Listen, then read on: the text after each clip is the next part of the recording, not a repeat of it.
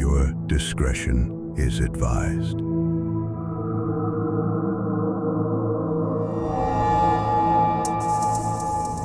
I'll never forget the first time I saw it.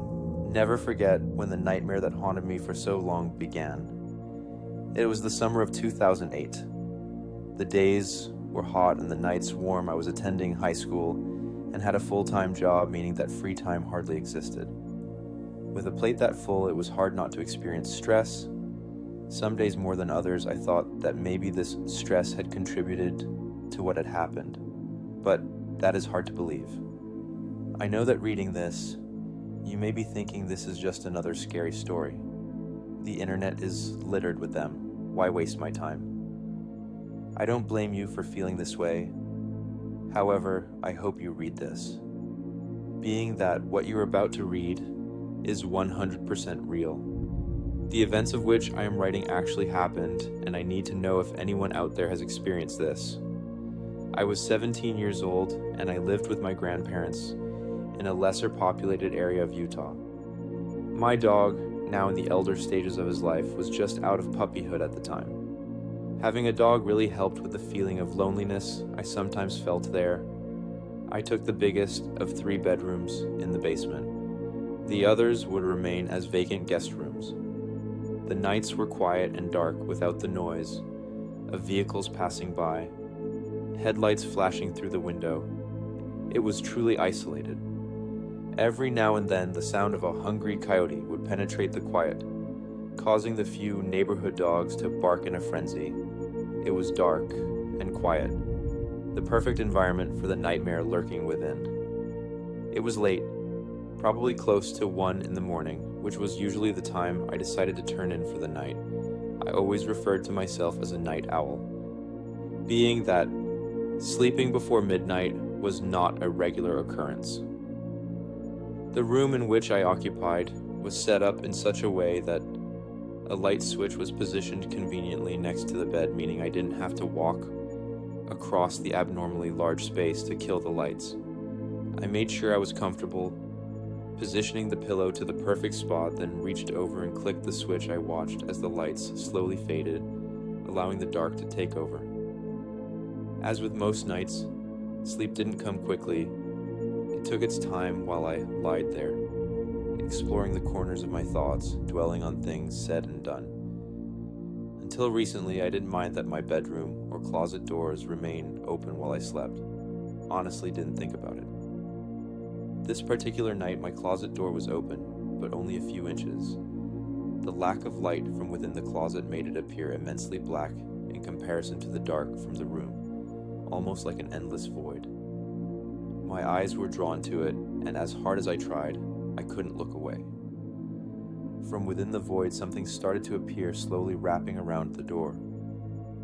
It didn't take long for me to realize what I was looking at.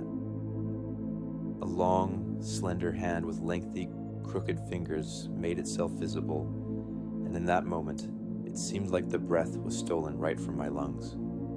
It is hard to describe how I felt as I lie there staring at the hand, tightly gripping my door. A feeling somewhere between fear and pure panic.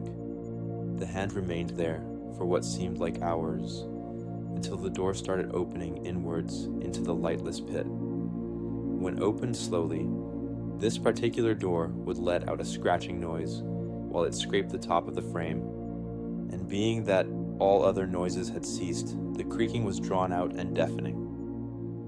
All at once, the door stopped its inward descent, not quite reaching the full open position. The hand that had tugged the door retreated back into the closet. I lied there staring, just waiting for whatever occupied that otherwise empty space to emerge. But to my surprise, nothing did. I jolted awake to the sound of my alarm. The time was 6:45 a.m., and before I even attempted to turn off the alarm, I sat up and stared at the closet, and to my shock, the door rested in the exact position as to which it had been opened. Did I have a nightmare? As I ran through the events of the night before, the alarm seemed to grow distant, as if I was moving away from it. I snapped back, turned off the alarm, and walked to the closet. I flipped on the light inside and looked around. It was a large walk-in closet with 2 doors accessing it, and other than clothes and some spare blankets, it was completely empty. I didn't have time to think about it, just grabbed what I needed and closed the door. I can't recall how many nights passed until it appeared again. I really wasn't expecting it to. I shut the closet completely after the first night, thinking that a draft could have caused the closet to open. I played it off as a nightmare, like it would never happen again, but something still didn't feel right. It is hard to explain really every time I have a dream. I wake up knowing it's a dream. Not a doubt in my mind, but this was different. It seemed so real, so vivid. I didn't want to dwell on it, but found myself unable to focus on anything else. I thought to myself, it was a dream. You won't ever see it again. I rolled over and flipped off the lights, preparing to sleep, unaware of the horrors I would soon endure. I was lying down, with my back towards the closet, when I heard the handle move and click as it released from the closed position, creaking loudly as it opened. In this moment, the appropriate response would have been to quickly turn around and flip on the lights, but I couldn't move. Instead of panicking, I tiredly rolled over to look at the closet, lying flat on my back. The door was open, but only a sliver, allowing the void to reveal itself once again. The hand reached out, gracefully pulling the door inwards again. This time not quite as far. Once open, the hand retreated back, but what followed was worse. This night was darker than most. Storm clouds littered the sky, limiting the light from the moon. Even though the blinds were open, not much light came through, making it harder to see. The visitor was leaning out of the closet, resting on the left side of the door frame, its left hand crossing in front of its body, resting on the wall. Its arm was shockingly long and very thin, giving it a very malnourished look. Because of the poor lighting, its face was not visible above its mouth, which was resting in an open grin, revealing sharp, crooked teeth. It had long, wispy hair that hung down at shoulder length and appeared to be white. Resting on its head was a top hat that was tattered and well worn. The sight of this thing alone would cause anyone to scream in fright while scrambling for the light. However, I remained paralyzed. I was frightened beyond belief but unable to react, almost as if I was in a trance. I lied there, staring at the visitor as it stared back at me. Neither of us moved nor said anything, the only noise coming from my breathing. Although there was no exchanging of words, its intent appeared malicious. I cannot remember how long this lasted, but the next thing I remember is the sound of my alarm going off, ripping me from sleep. The first thing I noticed, of course, was the open closet. I know you may be thinking that I was dreaming, therefore it couldn't be real. Maybe I was sleepwalking and opening the closet before going back to bed. I don't blame you, that thought had crossed my mind as well. I have exhausted every logical explanation over and over again. However, after these 2 occurrences, I knew what I was facing was real. This entity was visiting me during the night. It was horrifying, and the worst part was the fact that I didn't know how to get rid of it or where it came from. My dog slept in the exact same spot every night, right at the foot of my bed. He was an abnormally heavy sleeper, and not much would wake him, but that changed quickly as the nights passed. It had been a pretty absent couple of nights, as the visitor remained hidden, but not for long. It was winter now, summer having come and gone. The closet was always bitter cold due to the lack of insulation inside. I had the door closed, of course, keeping my room warm, but also giving the impression that my dog and I were the only residents occupying it. I was riding that fine line of sleep, preparing for the last of my consciousness to drift, only to be disturbed by a deep growl coming from my dog deep within his chest. I looked down the bed to find him fixated on the closet door, now open, letting out a stream of cold, crisp, wintry air. This visit was different from the others in that the hand never reached out. Instead, the silence was broken by a light, scratching noise from inside the door. causing my dog to stand straight up, growling louder. After a few minutes, the scratching stopped, and my dog lied down hesitantly, still staring at the door. It was dead quiet now. This next occurrence gives me chills thinking about it.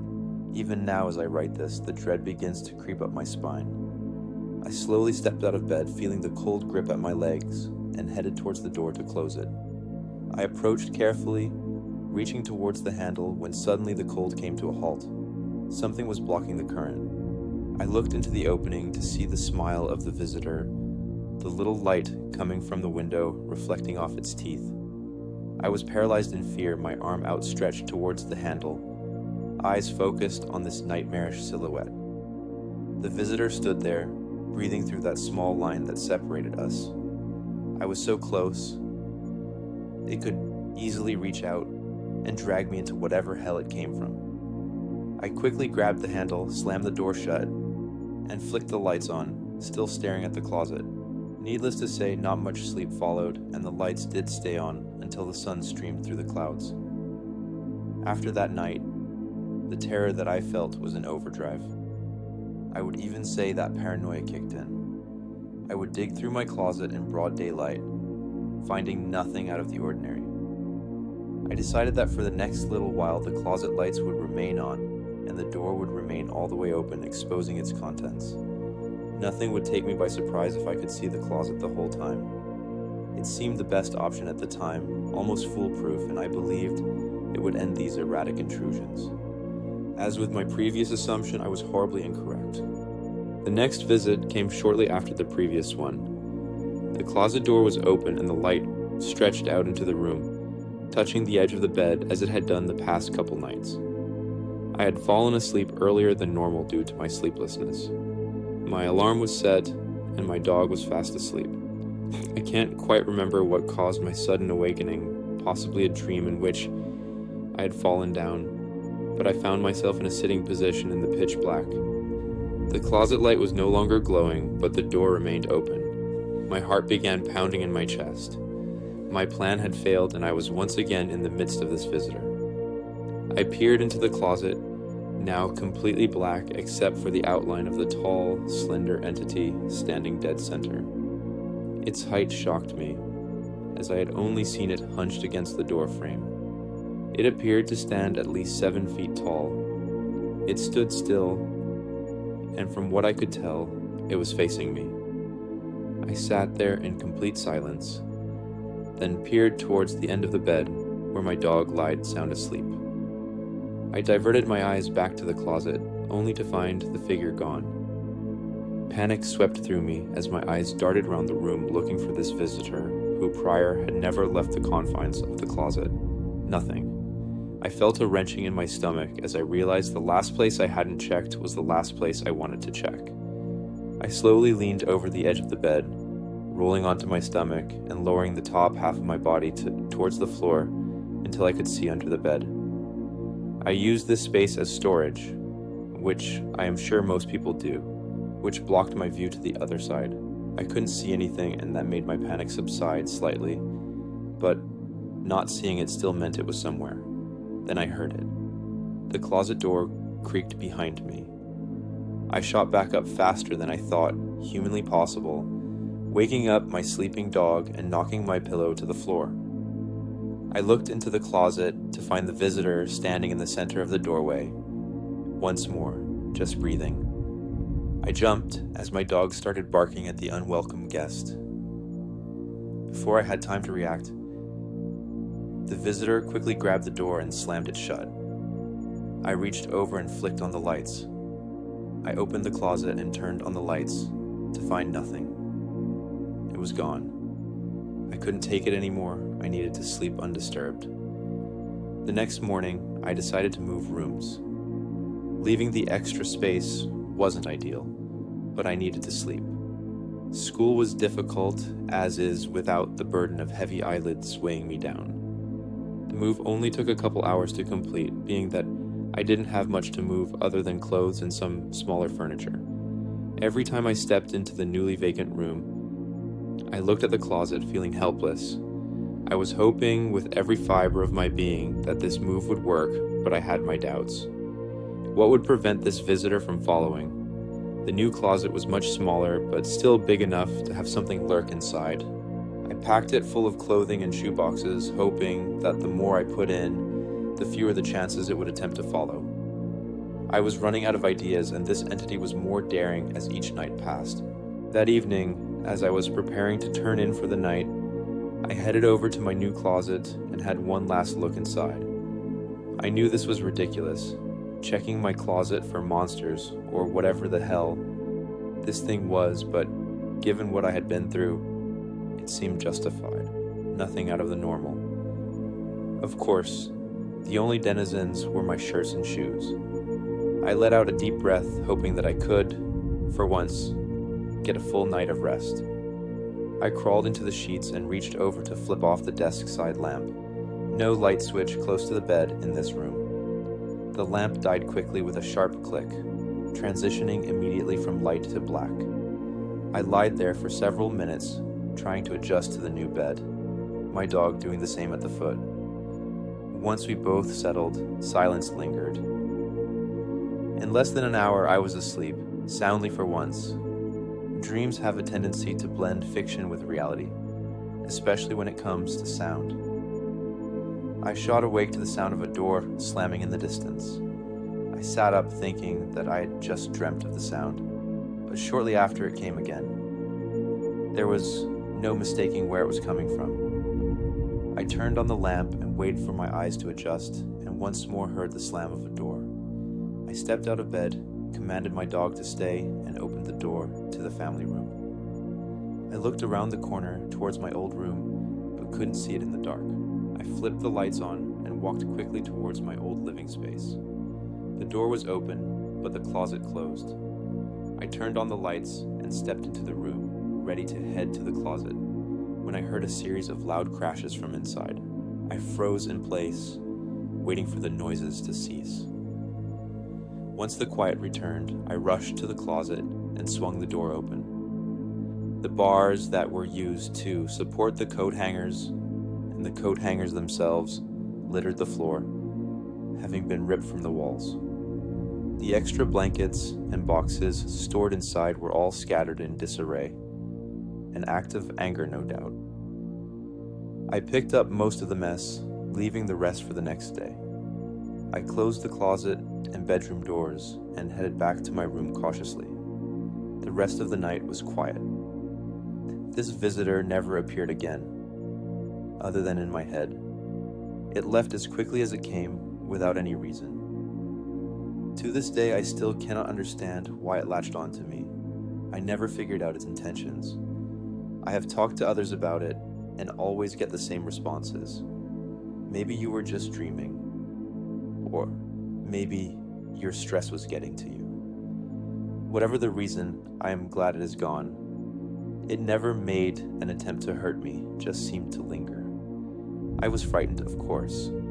I think anyone would be in this predicament. Even though nothing happened to me, it appeared sinister in nature. To this day, I catch myself thinking about it, especially at night, when I have a hard time drifting to sleep, quickly catching a peek at my closet door. Sometimes I imagine it standing there, and what I would do, how I would react. I imagine it speaking to me, but not knowing what it would say. I think about how easily it could have attacked me. I just wish I had answers. I hope no one else has seen this visitor, but if you have, I hope you were as lucky as I was to get through it unscathed. This has made me more aware. Growing up, I was always told, there is nothing in the dark that isn't there in the light. But I don't believe that. I have seen what the dark holds, and I am sure it is still out there, maybe more than one. If you ever hear or see anything in the dead of night, please do not disregard it. This visitor could be hiding out, preparing for something sinister. If your child says they have a monster in the closet, they are not imagining it. Take the time to look, it could save their life.